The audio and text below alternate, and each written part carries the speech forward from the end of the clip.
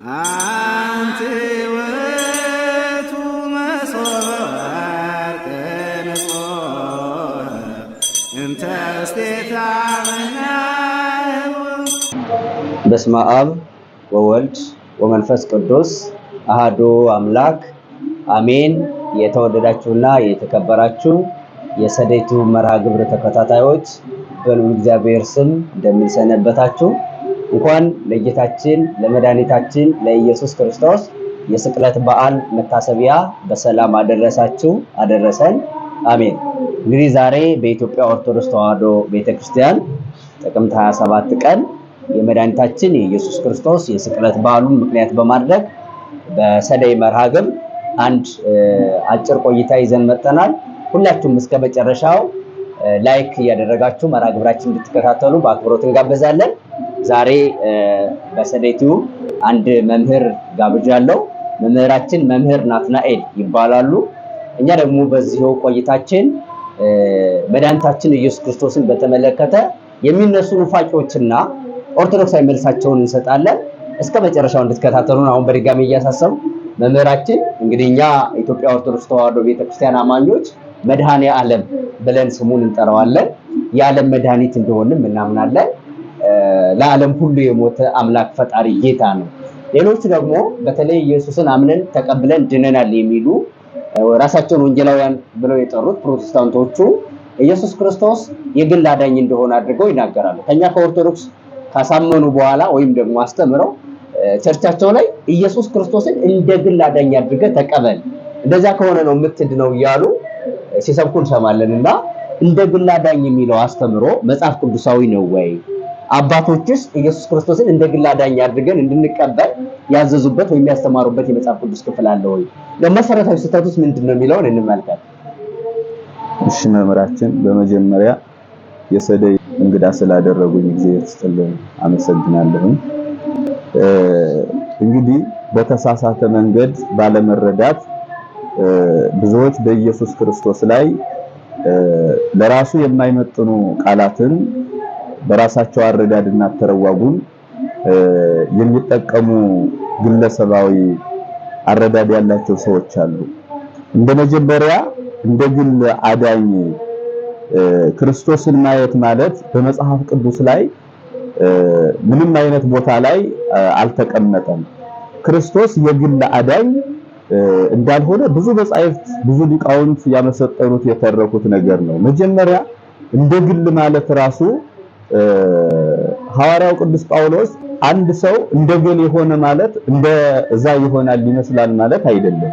ሐዋርያው ቅዱስ ጳውሎስ አንደኛ ቆሮንቶስ ምዕራፍ 11 ከቁጥር 1 ላይ ተመሰሉ ኪያየ በከመ አነ እትሜሰሎ ለክርስቶስ፣ እኔ ክርስቶስን እንደምመስለው እናንተም እኔን ምሰሉ ሲል ሐዋርያው ቅዱስ ጳውሎስ ክርስቶስን የምመስለው ሲል በማስተማር በምግባር ክርስቶስን በመከተል እንጂ እኔ ክርስቶስን መስለዋለሁ ሲል የባህር አምላክ ነኝ ክርስቶስን ሁኛለሁ ማለት አይደለም። ስለዚህ እንደ የሚለው ቃል ራሱ ክርስቶስን እንደ ግል አዳኝነት የሚወክል የሚወስድ ኃይለ ቃል አይደለም፣ መሆን መምሰልን እንጂ እና እንደ ግል አዳኝ የሚለው በመጽሐፍ ቅዱስ ላይ የማይገኝና ከመጽሐፍ ቅዱስ ውጪ የሆነ የግል አተረጓጉም ነው የነሱ ሐሳብ ብለን የምንረዳው። ነገር ግን በመጽሐፍ ቅዱስ ላይ በተለያዩ መጻሕፍት በነቢያትም በሊቃውንትም በሐዋርያትም መጽሐፍ ቃል ላይ እንደ ግል የጸለዩት ጸሎት እንደ ግል ወደ እግዚአብሔር ያመለከቱት መልከታ እሳቤ አለ። በምሳሌ በመዝሙረ ዳዊት መዝሙር 12 ከቁጥር 1 ላይ አድነኝ እግዚኦስ መሃል ቀሄር ወወደ ሃይማኖት ምጓለ መሕያው፣ አምላኬ አድነኝ በጎ ሰዎች ጠፍቷልና የሚለውን ነብዩ እግዚአብሔር ዳዊት ሲጸልይ እንደራሱ አድርጎ ይጸልየዋል። እንደራሱ አድነኝ ሲል ግን እግዚአብሔር አምላኩ የራሱ ብቻ አዳኝ ሆኖ አይደለም። ያ አድነኝ ብሎ የለመነው እግዚአብሔር የእስራኤል አምላክ እንደሆነ የታወቀ ነው። ነገር ግን ነብዩ ሲጸልይ አድነኝ ብሎ በግሉ የጸለየበት መንገድ አለ። በሌላ አምላኬ አምላኬ ነጽረኒ ወለምን ታደግኝ፣ አምላኬ ሆይ ወደኔ ተመልከት ለምን ተውከኝ እያለ የጸለየበት መንገድ አለ። ራሱ ባለቤቱ ክርስቶስም ይህንን ቃል ነብዩ እግዚአብሔር ዳዊት ለራሱ ተገብቶ ቢናገር ፍጻሜው ለክርስቶስ ስለሆነ ይህንን ቃል ተናግሮታል። አሁን ነብዩ እግዚአብሔር ዳዊት። ስለዚህ አሁን እዚህ ጋር ምንድነው እነሱ የሚያነሱት አምላኬ ካለ የግሉ ነው። ለምሳሌ በቤታችንም በጸሎቷ ላይ ወታሴ መንፈሴ በአምላኬው በመድኃኒቴ ብላለች እና እሱን ወስደው ነው ብዙ ጊዜ የግል ነው የግል ያድርገህ ተቀበለው ያንተ አድርገህ ይላል። ግን የግል ማለት አሁን በሀገራችንም እንደሚታወቀው ለምሳሌ ይሄ ሚዲያ ሰደይቱ የኔ የግሌ ነው፣ ከኔ ውጭ ማንም ሊጠቀምበት አይችልም።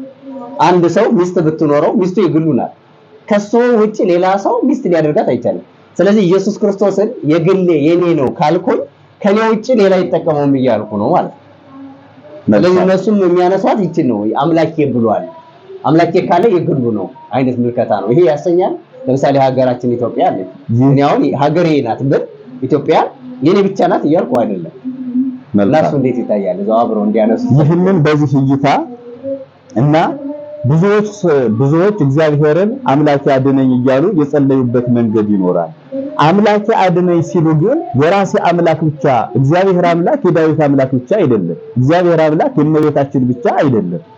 ነገር ግን አምላኬ ብለው ይጠሩታል። የሁሉም አምላክ ስለሆነ እንደራሱ አገላለጽ እንደራሱ አረዳድ አምላኬ ብሎ ይጠራዋል እንጂ የራሱ ብቻ ነው ማለት አይደለም። ለምሳሌ መምህር እኔ የኔ እናት አለችኝ፣ እኔ እናቴ እንዲህ አደረገችልኝ፣ እናቴ ረዳችኝ፣ እናቴ ይሄን አደረገችልኝ ብል የኔ እናት እናቴ ብቻ ናት የኔ ብቻ ናት ማለት አልችልም። ወንድሞቼ እህቶች አሉና አሉ። ግን ስለዚህ እናቴ ይላሉ ያም እናቴ ይላሉ። እኔም እናቴ ይላሉ ግን አትጠቀሙ። አዎ የግሌ እናት አልልም። የኔም እናት ናት፣ የወንድሜም እናት ናት፣ የእህቴም እናት ናት። በጋራ እናታችን ያቺ እናታችን ናት። ግን እናታችን ስለሆነ እኔ የራሴ ጉዳይን ለመግለጽ በተጠቀምኩበት ጊዜ እናቴ እንዲህ አድርግልኝ ብዬ ልገልጻት እችላለሁ። እናቴ ብዬ ስለገለጽኳት ግን የኔ ብቻ ናት የወንድሞቼ እናት ማለት አይቻልም። ስለዚህ ቅዱሳን አባቶቻችን ሲጸልዩ አምላኬ ብለው አምላኬ መድኃኒቴ ብለው የተጠቀሙት ኃይለ ቃል ራሳቸውን ከእግዚአብሔር ጋር በሚያነጋግሩበት ጊዜ እንጂ ራሳቸውን እግዚአብሔርን የራሳቸው አምላክ ብቻ አድርገው አይደለም። ስለዚህ ስተቱ ያለ የኔ እንደ የግል የሚለው ሐሳብ ነው ማለት ነው እንጂ አምላኬ ብሎ ላይ በራሱ አምላኬ ብሎ መጥራት ኃጢአት አይደለም ወይም ደግሞ ስተት ማለት ነው። መድኃኒቴ ማለትም ይቻላል።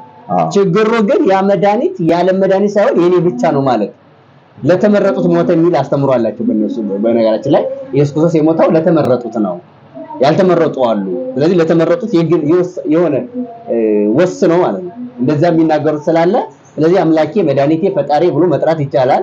ግን ያ ፈጣሪ አምላክ ጌታ የምንለው ለኔ ብቻ የሞተ ሳይሆን ለዓለም የሞተ ከሆነ ትክክል ነው ማለት ነው አይደለ?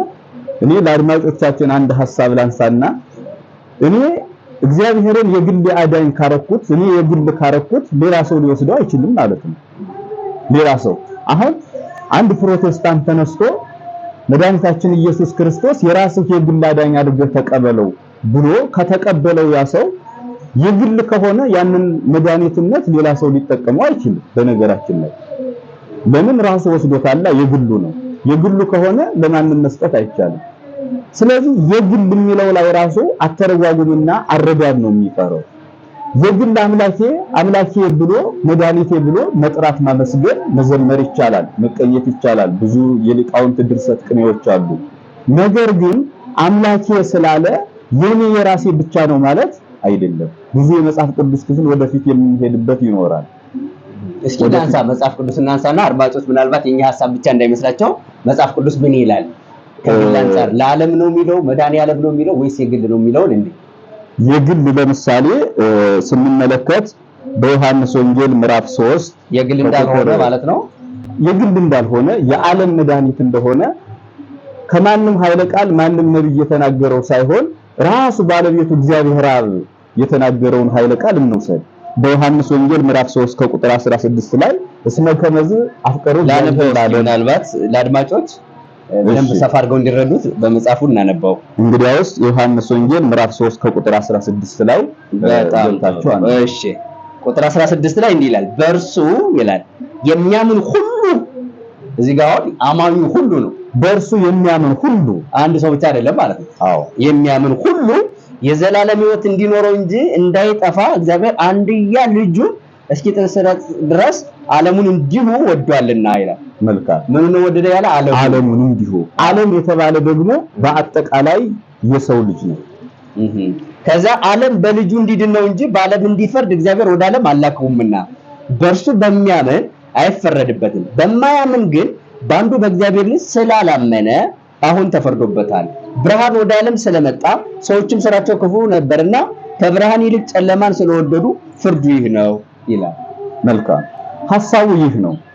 እንግዲህ እግዚአብሔር አንድያ ልጁን ዓለምን ወዶ እንዲሞትለት እንዲሰቀልለት እንዲያድነው ስለ ዓለም ከሰጠ ክርስቶስ የግል አዳኝ ነው ማለት የእግዚአብሔር አብን ቃል መሻር ማለት ነው። የእግዚአብሔር አብን ቃል እግዚአብሔር ዓለሙን ወዶ አንድያ ልጁን ሰጠ ከተባለ አይ እግዚአብሔር የግል አዳኝ ነው ካል እየተቸውት ያለው የማንን ቃል ነው ማለት ነው? የእግዚአብሔር አብ ቃል ነው። በእርሱ የሚያምን ሁሉ ካለ በእርሱ የሚያምን ሁሉ ካለ እኔ በግል አድርጌ ከወሰድኩት እየተከራከርኩ ያለሁት ከአንድ ግለሰብ ሰው ጋር ወይም ከአንድ ሊግ ጋር ሳይሆን ዓለምን ከፈጠረ ከእግዚአብሔር አብ ጋር ነው ማለት ነው።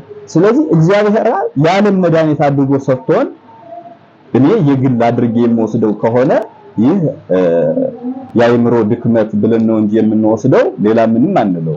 በጣም ጥሩ። የሚገርመው አሁን መድኃኒዓለም የሚለው መጽሐፍ ቅዱስ ላይ የለም ሁሉ ይላሉ እነሱ። አሁን መድኃኒዓለም የሚል ኢየሱስ የሚል አለ፣ አማኑኤል የሚል አለ እንጂ መድኃኒዓለም የዓለም መድኃኒት የሚል የለም። እንግዲህ መድኃኒዓለም የግዕዝ ቃል ነው፣ ግን መጽሐፍ ቅዱስ ላይ የለም ወይ የሚለውን አይተነው እንለፍ። እዚሁ ዮሐንስ ወንጌል ላይም ስላለ ዮሐንስ ወንጌል ያነቡ ምዕራፍ 4 እንግዲህ ሳምራዊቷ ውሃ ስትቀዳ መድኃኒታችን ኢየሱስ ክርስቶስ አገኛት። ከዛ ስለዚያ ብዙ ነገር አወራትና እንዳልጠማ ድጋሜ ልቀዳ እንዳልመጣ ንገረኝ ስትለው ውሃ ስጠኝ ስትለው ሂጂና ጎረቤትሽን ዘመድሽን ጠርተሽ ነይ ብሏት ነበር። ከዛ ጠርታቸው እነሱ በመጡ ጊዜ በተለይ ከምዕራፍ 4 ቁጥር 41 ጀምሮ ስንመለከተው የሚያስቀምጠው ነገር አለ። ምን ይላል? በእውነት ክርስቶስ የዓለም መድኃኒት እንደሆነ እናውቃለን። የዓለም መድኃኒት ይሄ በግዙ ሲሆን መድኃኔ ዓለም ወይም ደግሞ መድኃኔ ዓለም ይባላል እና እናውቃለን ነው የሚለው። እናውቃለን ይሏት ነበር ሳምራውያን ሰዎቹና ሰዎቹ ምን ብለው ይናገራሉ? የለም መጽሐፍ ቅዱስ እኮ መድኃኔ ዓለም የዓለም መድኃኒት የሚል የለም ስለሚሉ ይሄም ቃል እንደማስረጃ ይሆናል ብዬ አስባለሁ። መልካም እንግዲህ ይህ ኃይለ ቃል ለሳምራዊቷ ሴት ኃይለ ቃሉ ሳምራዊቷ ሴት ላይ ያለ ነው። ዮሐንስ ወንጌል ምዕራፍ 4 ላይ ገብታችሁ ስታነቡ ህዝቡ ለምን እኔ ነኝ ያመጣኋቸው እንዳትላቸው ለምን እኛ ሴት ያመጣችን አይደለችም በሴት የተሰበትን አይደለንም ሲሉ እኛ የክርስቶስን አዳኝነት የዓለም መድኃኒት እንደሆነ እናውቃለን።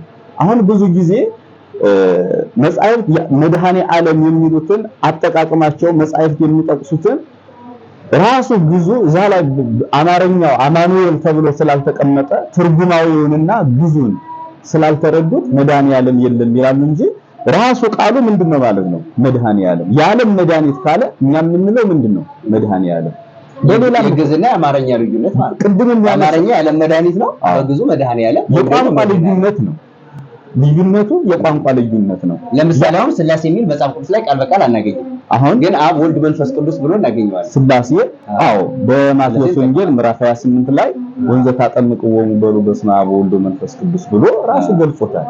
ስለዚህ እኛ የስላሴን አንድነት ሶስትነት ስንረዳ ሶስት ነው። ሶስት ብለን ቆጥረን ያስቀመጥነው አብ ወልድ መንፈስ ቅዱስ ብሎ ራሱ ከነገረን ስንረዳ ሶስት ነው ማለት ነው በግዙ። ስለዚህ ሶስት የሚለው ስላሴ ሶስትነት ብለን እንገልጸዋለን። በትክክል ስለዚህ ስላሴ የሚል ኃይለ ቃል ከሌለ አብ ወልድ መንፈስ ቅዱስ የለም ማለት አይቻልም።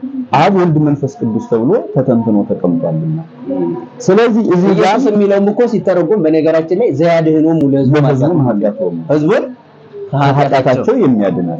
ስለዚህ ኢየሱስ የሚለው ራሱ መድኃኔ ዓለም በዕብራይስጥ ቃል ይሁን እንጂ ወደ አማርኛ ስንተረጉመው በግዕዝ መድኃኔ ዓለም በአማርኛ በዮሐንስ ወንጌል ምዕራፍ 1 ቁጥር 29 ላይ ራሱ ነዋ በግዑ ለእግዚአብሔር ዘያአትት ወያሲስል ኃጢአተ ዓለም አይልም ነው?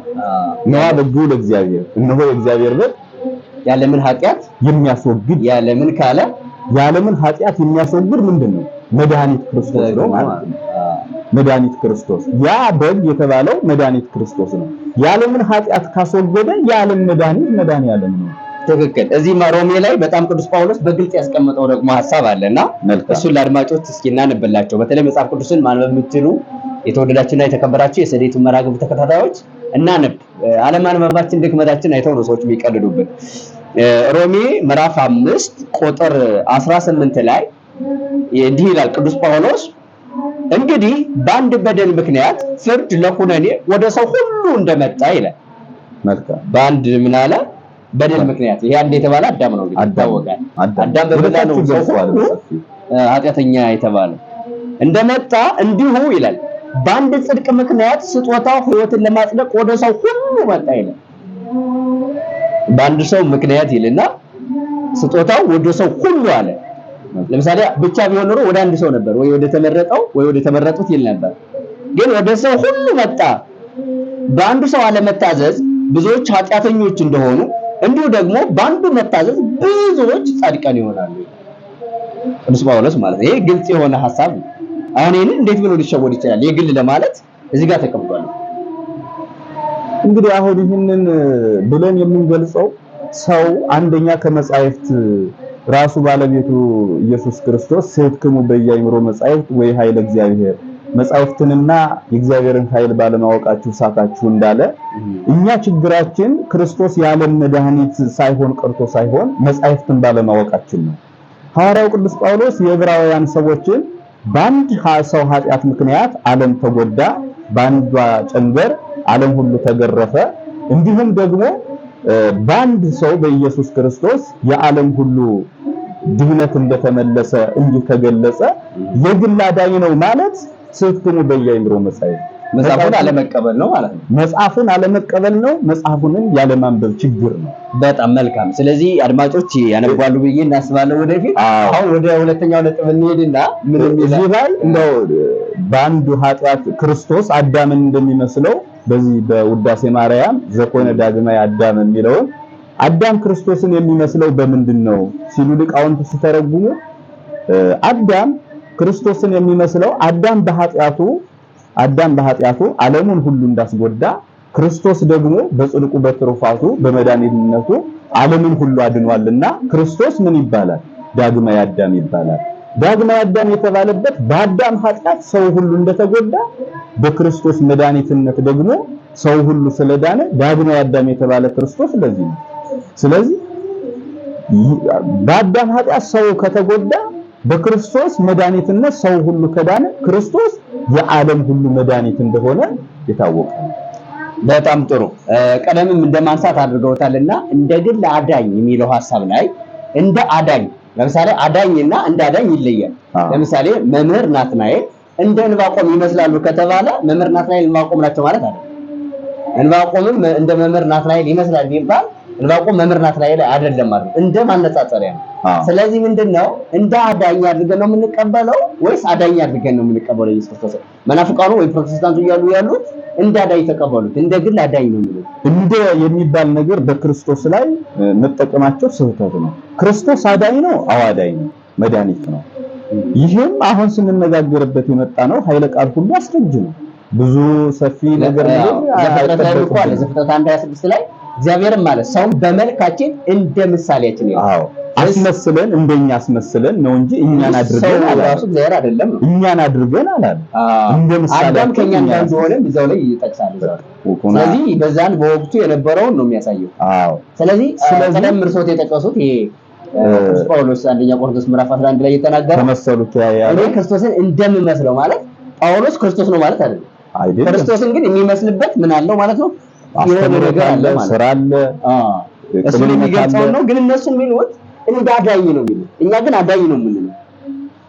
ስለዚህ አዳኝ እንጂ እንዳዳኝ አይደለም ነው። ስለዚህ እንደ የሚለውን አጠቃቀማቸውና አረዳዳቸው ስህተት ነው ማለት ነው። እንደ የሚለው አጠቃቀም ትክክል ነው ከተባለ እንዳዳኝ የሚል አንደኛ መጽሐፍ ቅዱስ ላይ እንዳዳኝ የሚል ራሱን ችሎ የለም። እሱ እስከ ዘፍጥረት ጀምሮ ስለራሱ ሳናገኝ ግን እንደ የሚሉ ንጽጽሮችን ስንመለከት አዳም ኮነ ከማሃዱ ምንነ አዳም ከኛ እንዳንዱ ሆነ የሚል አንስተው አላሁ አዳም ከኛ እንዳንዱ ሆነ ሲባል አንደኛ ይህ ምስጢረ ሥጋዌን ኋላ የሚያመለክት ቢሆንም ከኛ እንዳንዱ ሆነ ሲባል ግን አዳም ባሪያው በአምሳሉ በእግዚአብሔር አምሳል ስለተፈጠረ እግዚአብሔርን መሰለ ነው እንጂ እግዚአብሔርን ሆነ አንለው። ባሪያው በአምሳሉ ስለተፈጠረ እሱን ክርስቶስን እግዚአብሔርን መስሎ እንደተፈጠረ ነው። ንግበር ሰባ ባሪያ ነው በአምሳሊነን እንደ ምሳሌያችን ሲል እኛን አስመስለን ነው እንጂ እኛን አድርገን አይደለም። ስለዚህ እንደ የሚለውን አጠቃቀም እነሱ የቀራቸው ምንድነው ማለት ነው?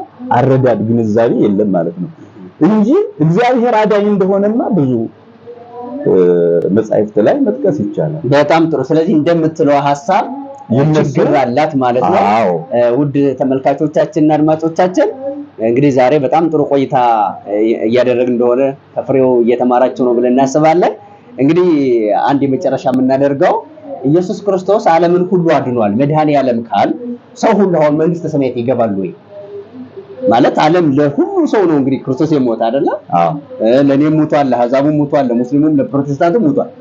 በአዳም ምክንያት የመጣብን ዕዳ በደል ሁሉ በክርስቶስ ተወግዶልናል። እንደዛ ከሆነ ዓለም ሁሉ አሁን ወደ ገነት ይገባል ማለት ነው የሚለው መጨረሻ ላይ መልካም ምሳሌ ጥያቄ ነው። ዓለም ከኃጢአት ድኗል ከባርነት ነፃ ወጥቷል ሲባል ኃጢአት በአዳም ምክንያት መታ ሰውን ሁሉ ባህሪያዊ ሆና ነበር በሰው ባህሪ ውስጥ። ስለዚህ መድኃኒታችን ኢየሱስ ክርስቶስ ሰውን ሁሉ ነፃ ያደረገው በአዳም በደል ምክንያት የመጣች ያችን ባህሪያዊ የሆነች ኃጢአት ነው። ከዚህ በኋላ ሰው ነፃ ነው። ሰው የሚጠየቀው ከዚህ በኋላ ክርስቶስ ደሙን አፍሶ ሰውን ነፃ ካደረገ በኋላ በራሱ ኃጢአት በራሱ ግል ኃጢአት ይጠየቃል እንጂ እኔ በራሴ መጥፎ ስራ ሰርቼ አሁን የሚኮነን ከሆነ ክርስቶስ አልሞተልኝም ማለት አይደለም። ክርስቶስ የሞተልኝ አሁን የምንጠየቀው በአዳምና በሔዋን በደል ሳይሆን በራሳችን ነው ማለት ነው። በግሌ ነው። ያንንማ ነቢያት ሞተው የማያጠፋትን እዚህ እስመ ብዙሃን ነቢያት ወጻድቃን ሞቱ ዋልወ ዘበቋ ሞቶ ማለት የአዳምና የሔዋን ያች በደል ብዙ ነቢያት በመጋዝ ቢተረተሩላት ቢሞቱባት የሞቱባት ያች መከራ ያችን ጽድቅ ሊመልሷት አልተመለሰችም። ያችን ግን ሊመልሳት የሚችል ማን ነው? ራሱ ባለቤቱ ኢየሱስ ክርስቶስ ነው። ስለዚህ ያችን ባህሪያዊ ኃጢአት ራሱ ክርስቶስ የሰውን ባህሪ አድርጎ አጥፍቷታል፣ ብነሷታል። ከዚህ በኋላ እያንዳንዱ ሰው የሚጠየቀው በራሱ በግሉ ኃጢአት ነው። በጣም ጥሩ። በግሉ በደል ትክክል። እንደውም መጽሐፍ ቅዱስ ላይም ይናገራል። ለምሳሌ የዮሐንስ ወንጌል ምዕራፍ 3 ቁጥር 16 ላይ እየጠቀስነው በእርሱ በሚያምን አይፈረድበትም፣ በማያምን ግን በአንዱ በእግዚአብሔር ልጅ ስላላመነ ነው የሚለው። የአዳም በደል ስላልተወገደ ሳይሆን በአንዱ በእግዚአብሔር ልጅ ስላላመነ አሁን ተፈርዶበታል። አሁን የተደረገው ማርቆስ 16:16 ላይ ወደ ዓለም ሁሉ ሂዱ ወንጌል ለፍጥረት ስበኩ ካለ በኋላ ያመነ የተጠመቀም ይድናል፣ ያላመነ ግን ይፈረድበታል ተብሎ ተቀምጧል። ስለዚህ የዘላለም ሕይወትን ለማግኘት አሁን ማመን፣ መጠመቅ፣ የክርስቶስ ሥጋና ደም መቀበል፣ ክርስቲያናዊ ስነ ምግባራትን መስራት እስከ መጨረሻው ድረስ በዛው ጸንቶ መኖር ያስፈልጋል። እነዛ ካልሆኑ ግን ሰዎች የዘላለም ሕይወትን አያገኙም። ማለት በአዳምና በሔዋን ምክንያት ተፈረደባቸው ሳይሆን ኢየሱስ ክርስቶስ ካዳነን በኋላ ሕግ ሰርቶልናል። ለምሳሌ አዳምን ፈጥሮ ከዚህ ዕፀ በለስ አትብላ የሚል ሕግ ሰርቶለት ነበር። አዳም በመብላቱ የተኮነነ። ስለዚህ በአዲስ ተፈጥሮን ፈጥሮ ይሄን አታድርጉ ይሄን አድርጉ ብሎ ሰርቶልናል። ያን ካልጠበቅ በራሳችን ኃጢአት እንጠየቃለን የሚለው ነው። እንግዲህ ስለነበረን ቆይታ መምህራችን ከልብ አድርገን እናመሰግናለን። አድማጭ ተመልካቾቻችንም ትዕግስት ወስዳችሁ ይህን ትምህርት ስትከታተሉ ስለነበረ እናመሰግናለን። የመድኃኒታችን የኢየሱስ ክርስቶስ ቸርነቱ ከሁላችን ጋር ይሁን። ወስብሐት ለእግዚአብሔር ወለወላዲቱ እሱ የማርያም ነው ይሉኛል ማን ነገራቸው